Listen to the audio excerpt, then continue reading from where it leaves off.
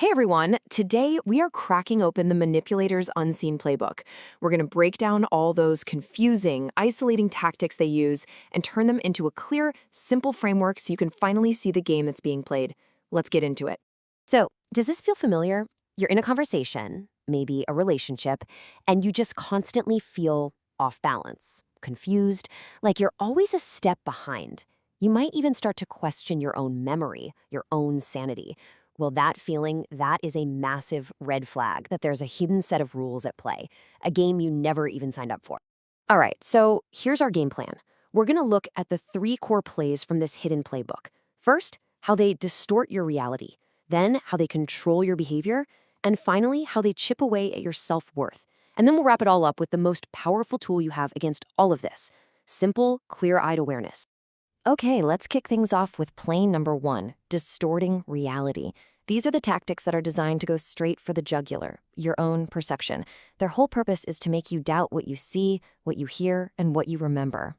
First up is selective memory.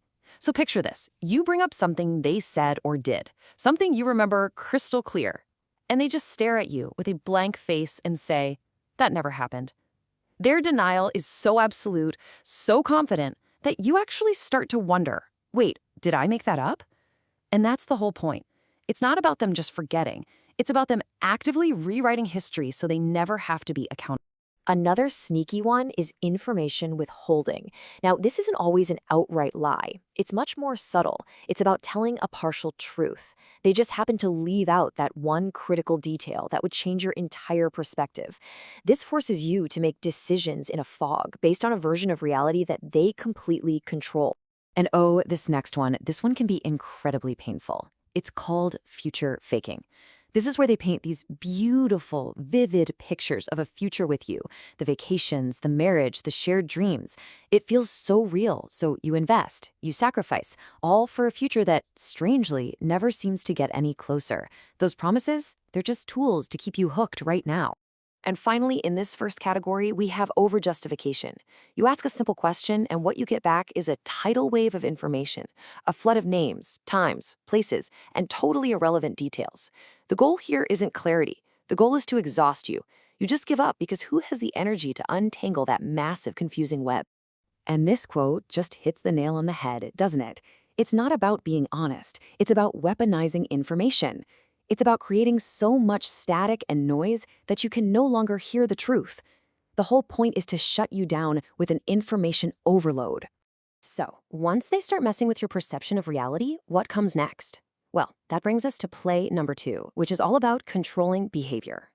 These tactics aren't just in your head. They're designed to directly manipulate your actions and keep you locked in a cycle where you're constantly trying to please them. A classic, and I mean classic, example is intermittent reinforcement. One day, they are the most loving, wonderful person on earth. The next, they're cold, distant, critical, and you have no idea why. You never know which version of them you're going to get, so you end up walking on eggshells, trying harder and harder to earn back the good version of them. And this is what's so fascinating and, frankly, so powerful about this tactic. See, a consistent reward, that creates stability and security. But a random, unpredictable reward, that creates addiction. It is the exact same psychological principle that makes slot machines so incredibly compelling. It's not the actual payout that gets you hooked, it's the possibility of a payout on the very next track. Ever felt like you just can't win no matter what you do?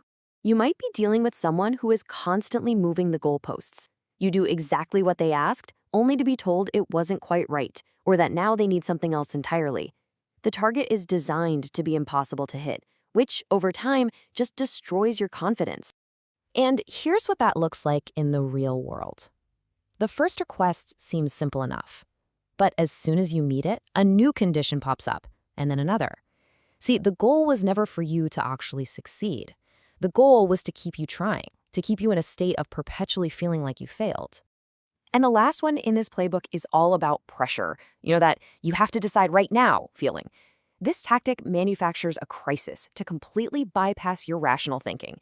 It hijacks your fear of missing out and forces you to make a snap judgment before you've had a second to really think it through and spot the red flags.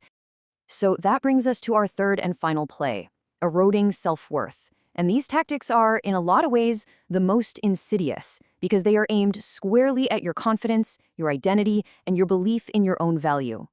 And victim reversal is a masterclass in this. You bring up something they did that genuinely hurt your feelings, and somehow, by the end of the conversation, you're the one who's apologizing to them. They take your complaint, frame it as a vicious attack, and then they just crumble, forcing you to switch from needing comfort to giving it. And it follows this same predictable four-step choreography every single time. You bring up a valid concern, they immediately reframe it so that they are the real victim. You get pulled into comforting them, and just like that, the original issue vanishes into thin air. Accountability? Totally impossible. Oh, and then there's the classic weaponized incompetence. You've probably seen this one. They agree to help with something, but they do it so badly that it's actually more work for you to fix their mess than it would have been to just do it yourself. Over time, they literally train you to stop asking for anything, leaving you to carry all the weight. And finally, we have moral licensing. Think of this like a get-out-of-jail-free card. They do one nice thing, maybe they buy you a gift or help out one time, and then they use that single act as a shield for weeks of awful behavior. And if you dare to complain, you're the one who's ungrateful. I mean, after all, remember that one nice thing they did? Okay, so after all of that, it sounds pretty bleak, right? So what on earth do you do? This brings us to the most important part, the antidote. And it's actually a lot simpler than you might think. The goal isn't to diagnose anybody or win some big argument. It's just about protecting your own perception. Now listen, if you take away only one thing from our entire time together, let it be this. The first step is not confrontation. It is simply recognition.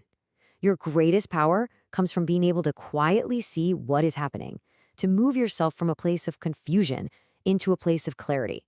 Just recognizing the play is half the battle. Because the moment you can silently name a tactic in your own head, oh, that's moving the goalposts, or, okay, this is victim reversal, it loses its invisible hold on you. The objective changes. You're no longer trying to win a fight. You are trying to protect your own peace and stay anchored in your own reality.